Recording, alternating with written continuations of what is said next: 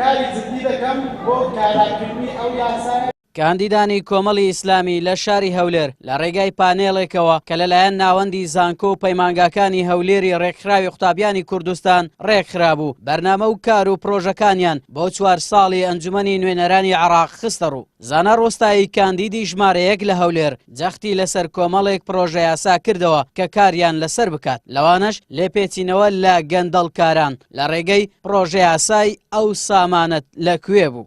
پرۆژە یاسای ئەو سامانەت لەکوێ بوو کە گرنگترین پرۆژە یاسا و پێشکەشمان کرد بەداخەوە پەرلەمان کۆتایی هات نەمانتوانی بیگەین ئەنجام هەر لە مانجی یەکەمی دەستپێکردنەوەمان ئینشاءڵڵا ئیمزای بۆ کۆ دەکەینەوە دیسان دەیخەینەوە سەر سکەی خۆی بۆ ئەوەی لە بەرەنگاربوونەوەی گەندەڵی کە یەکێکە لە ئامانجە بەرزەکانی کۆمەڵی ئیسلامی و لە کارنامەی لیستی 104 داهاتووە ڕۆڵێکی باڵای هەبیتن. پرۆژە یاسایەکی تر کە پێشتریش پێشکەشمان کردبوو سەر لە نوێ دووبارە پێشکەشی دەکەینەوە بۆ کۆتایی پێهێنان بە بەڕێوەبردننی پۆستی پلە تایبەتەکان بە وەکالەت. یاسای قەرەبووکردنەوەی زیان لێکەوتوانی دەستی ڕژێم یاسای ژمارە 16 ئەم یاسایە دەرچووە بەڵام لە هەرێمی کوردستان تا ئێستا کارا نەکراوە. کاری جدی دەکەم بۆ کاراکردنی ئەو یاسایە بۆ ئەوی لەسەر ئاستی هەرێمی کوردستانیش لیژنە دروست بکرێت بۆ وەرگرتنی سکاڵانامەی هاوڵاتیان. سەلیم شوشکەی کاندیدی ژمارە 2 ڕای دەگەێنێت وەک چۆن لە ڕابردوودا ڕێگریان لەو پرۆژە یاسایانە کردووە کە کاریگەریان بۆ سەرئاینی ئیسلام هەیە لە نمونەی داخستنی سایتە سێکسیەکان ڕاشی دەگەێنێت لە داهاتوودا هەوڵی بە فەرمی ناساندنی خوێندنگەی عەبدوڵڵای کوڕی عومەر و تەواوی خوێندنگە ئاینیەکان دەکەن. مدرسەی عەبدوڵڵای کوڕی عومەر کە 1700 تەڵەبەی تێدایە بە کتابێکی ئێرە وەزارەتی پەروەردەی ئێرە لە سەرتاسەری عێراق منع کراوە و ئێمە کارمان لەسەر کردووەکەوە عەبدوڵڵای کوڕی عومەر ببێتە مەدرسەیەکی سەرتاسەری لە سەرتاسەری عێراق. هێزی پێشمەرگەی کوردستان لە بن چەپەڵۆکی پارتی وێچێتی کە بەکاریان هێناوە بۆ مەرامی سیاسی خۆیان بۆ پاراستنی خۆیان ڕوح و وەلای نیشتیمانیان تێدا نەهێشتووە.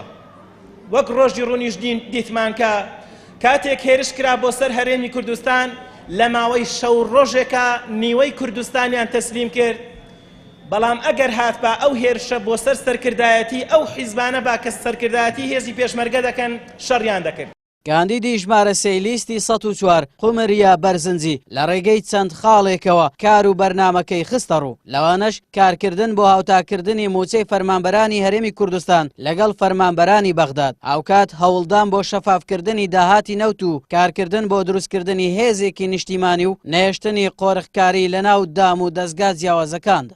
کارکردن بۆ شەفافکردنی فرۆشتنی نەوت و گاز و سەرچاوە سروشتیەکان بەگشتی لەسەر ئاستی عێراق و کوردستان، هەوڵدان بۆ هاوتاکردنی موچەی فەرمانبەرانی هەرێم و حکوومەتی فیدراڵ، جەختکردنەوە لەسەر یاسای هاوکاری و قەرزی تایبەت بە گەنجان و لاوان بۆ پرۆژەی تایبەت بە گەنجان و لاوان، کارکردن بۆ بە نیشتیمانیکردنی هێزەکانی پێشمەرگە بە شێوەیەک کە ببنە هێزی پارێزەری کوردستان و بەرژەوەندگە باڵاکان و دوور بێت لە دەستێوەردانی حیزبی. ئومێد موستەفا کاندیدی ژمارە 4 جەخت لە پاراستنی دین و شەریعەتی ئیسلام دەکاتەوە و دەڵێت دەبێت دووبارە پێگەی کورد لە ڕێگەی دروستکردنی تیمێکی بەهێز هاوسەنگ بکرێتەوە، دەشڵێ پێویستە مافی هاوڵاتی بوون بپارێزرێت. کاری داهاتوومان ئەوەیە کە پێگەی کورد مافە دەستوریەکان دەستەبەر بکەین. ئەوەش چۆن دەکرێت؟